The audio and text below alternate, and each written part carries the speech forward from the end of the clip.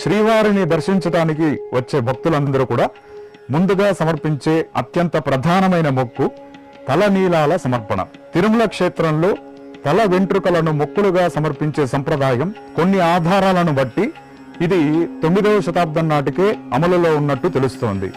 మరికొన్ని ఆధారాల ప్రకారం 1830 నాటికే ఇది ఒక పవిత్ర సంప్రదాయంగా స్థిరపడి తలనీలాల సమర్పణను ఒక మొక్కుగా భావించి చేసేవారని తెలుస్తున్నది. ధర్మశాస్త్ర గ్రంథాలలో శిశువు జన్మించిన తర్వాత మొదటి సంవత్సరంలో కానీ 3వ సంవత్సరంలో కానీ చూడాకర్మ అంటే పుట్టు వెంట్రుకలు తీయడం అనే సంస్కారం చెప్పబడినది. ఉపనయనం వంటి సమయాలలో వేదమంత్ర పురస్సరంగా ఈ చూడాకర్మ చేయబడుతున్నది. గృహస్థులకు, వానప్రస్థులకు, యతులకు, యజ్ఞ యాగాదులలో యజమానులకు, అపరాధములు పాపములు చేసిన వారికి ప్రాయశ్చిత్తంగాను